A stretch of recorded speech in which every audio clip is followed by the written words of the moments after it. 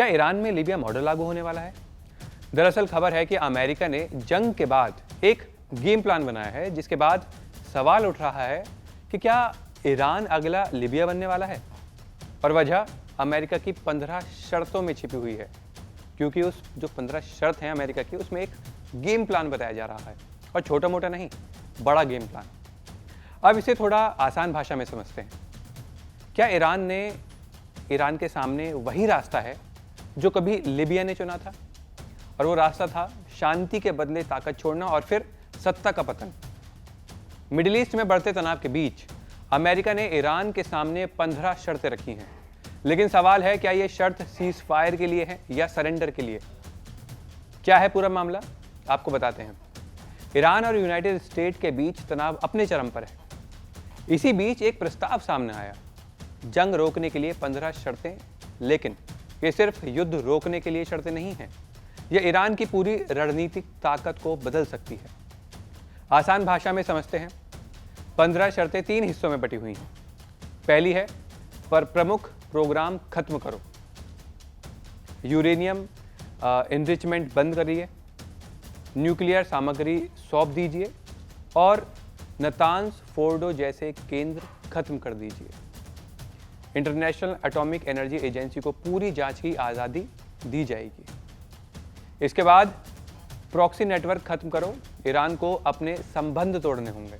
जी हाँ, और वो संबंध हिजबुल्लाह, हमास और हूती से तोड़ने होंगे। अब ये ईरान के लिए आसान नहीं होगा, लेकिन अमेरिका की शर्तों में है भाई, ये सब तो हो सकता है ईरान मान ले शांति के लिए।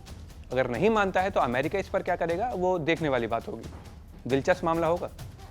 सैन्य और रणनीतिक सीमाएं, जी हाँ, ये एक तीसरा पॉइंट है उसी 15 शर्तों के अंदर जो छिपा हुआ है। मिसाइल प्रोग्राम सीमित करने होंगे ईरान को। दूसरा पॉइंट है, सेना सिर्फ डिफेंस तक ही सीमित रहेगी। उसके बाद स्ट्रेट ऑफ हॉर्मूज खुला रखना होगा, जो अभी स्ट्रेट ऑफ हॉर्मूज को लेकर काफ़ी खबरें सामने आ रही थी। तेल की आवाजाही को लेकर बंद कर दिया गया था, लेकिन अमेरिका की शर्त है कि अगर आप युद्ध विराम चाहते हैं तो आपको स्ट्रेट ऑफ हॉर्मूज खुला रखना होगा। अब इससे ईरान को बदले में क्या मिलेगा? प्रतिबंधन हटेंगे, आर्थिक राहत मिलेगी और सिविल न्यूक्लियर सहयोग भी मिलेगा।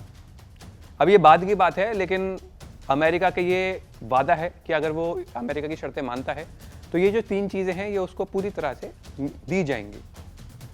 अब एक अगला चीज़ समझते हैं। जो तीसरा हमारा पॉइंट है वो है लीबिया मॉडल।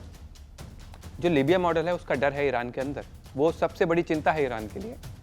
दरअसल 2003 में मुअम्मर गद्दाफी ने अपना परमाणु प्रोग्राम छोड़ दिया था, लेकिन 2011 में नाटो के हस्तक्षेप के बाद उसकी सत्ता खत्म कर दी गई थी और उनकी मौत हो गई थी, जिसके बाद यही वजह है कि ईरान में एक सोच मजबूत है, अगर ताकत छोड़ दी तो सुरक्षा भी खत्म हो जाएगी। अब इसका मैं आपको एक चैप्टर 4 भी समझाता हूँ। इसमें IRGC का बड़ा रोल बताया जा रहा है। ईरान के अंदर भी यही जो फैसला है ये आसान नहीं है। इस्लामिक रिवॉल्यूशनरी गार्ड कॉर्प्स यानी IRGC ये सिर्फ सेना नहीं बल्कि ईरान की सबसे ताकतवर संस्था है। अगर सरकार समझौता करती है तो अंदर से विरोध भी हो सकता है। अब इसके बाद एक और पहलू है और वो है सवाल से। अब सवाल ये है कि क्या होगा अगर ईरान मान जाए। अगर ईरान ये शर्तें मान लेता है तो युद्ध रुक सकता है, और जो सबसे अहम पॉइंट है सभी के लिए, उसके बाद अर्थव्यवस्था सुधर सकती है, लेकिन क्षेत्रीय प्रभाव खत्म हो सकता है और सुरक्षा कमज़ोर हो सकती है।